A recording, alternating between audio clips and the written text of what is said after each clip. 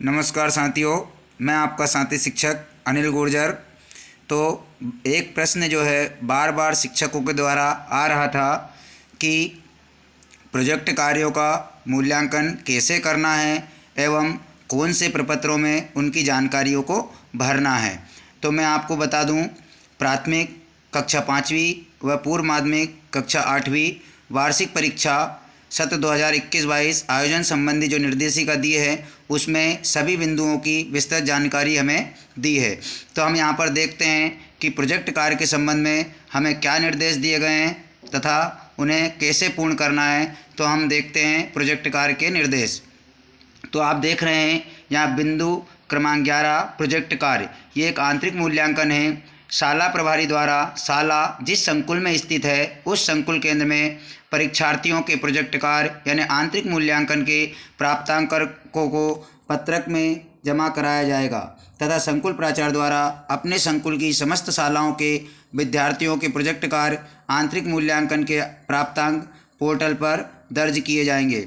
ये कार्य करने के लिए 2 व्यक्ति जिम्मेदार हैं, जिसमें शाला प्रभारी एवं संकुल प्राचार्य। ये इस कार्य को उन्हें 18 अप्रैल तक पूर्ण कर लेना है। तो अब हम देखते हैं और क्या जानकारी प्रोजेक्ट कार्य के संबंध में निर्देशिका में दी गई है।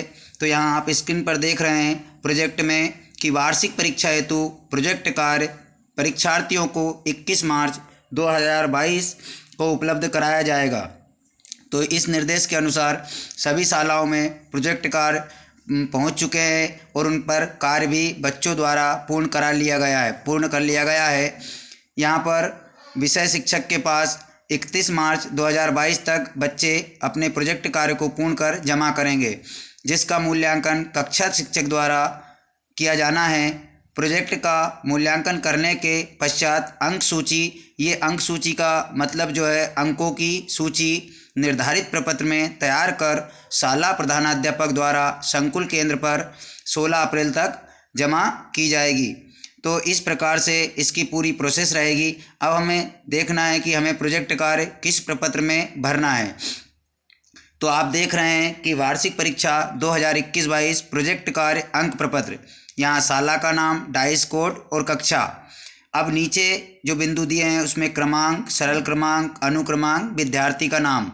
यहाँ सरल क्रमांक, अनुक्रमांक और विद्यार्थी का नाम, पिता का नाम ठीक वैसे ही है जिस प्रकार हमें विद्यार्थियों की जो केंद्रों पर, परीक्षा केंद्रों पर उपस्थिति पंजी दी गई है, उसी सरल क्रमांक में यहाँ पर बिंदु दिए गए हैं।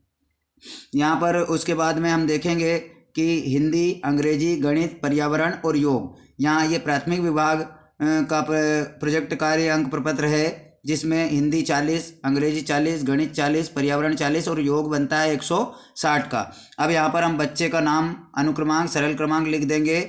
उसके बाद में उन्होंने हिंदी में कितने अंक 40 में से अर्जित किए हैं, अंग्रेजी में कितने अर्जित किए हैं, गणित में, इसी प्रकार पर्यावरण में।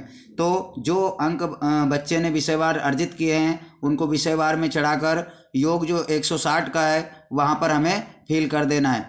उसमें हमें ना किसी भी प्रकार से ग्रेड वगैरह नहीं देना है, क्योंकि ग्रेड जो है बच्चे की अंक सूची में टोटल 100 अंकों में से निकलेगी। यहाँ पर हमें केवल विषयवार के अंक निर्धारित करना है।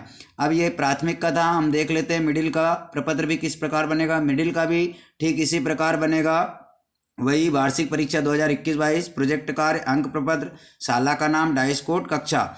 यहाँ पर सरल क्रमांक, अनुक्रमांक, विद्यार्थी का नाम, पिता का नाम ठीक वैसे ही आएंगे जैसे प्राथमिक विभाग में थे, लेकिन यहाँ पर विषय 6 हो जाते हैं, हिंदी, अंग्रेजी, संस्कृत, गणित, विज्ञान और सामाजिक विज्ञान, और इनका योग 240 अंकों का हो जाता है। यहाँ पर विद्यार्थी का नाम, अनुक्रमांक, विद्यार्थी के पिता का नाम, सारी जानकारी हमें फिल कर देना है। उसके बाद जो है विद्यार्थी द्वारा प्रोजेक्ट कार्य में अर्जित किए अंकों को विषयवार उनके विषय वाले कॉलम में भर देना है और 6 विषय के अंक जोड़कर जो है 240 जहाँ पर दिया है योग उसमें लिख देना है। तो इस प्रकार हमें पूरे प्रोजेक्ट कार्य पर कार्य करके जो है हमारे प्रोजेक्ट कार्य अंक प्रपत्र संकुल पर निर्धारित दिनांक तक जमा कर देना है। तो साथियों, मेरे द्वारा दी गई जानकारी अगर आपको अच्छी लगी हो तो प्लीज़ चैनल को सब्सक्राइब कर लें, ताकि मेरे द्वारा इसी प्रकार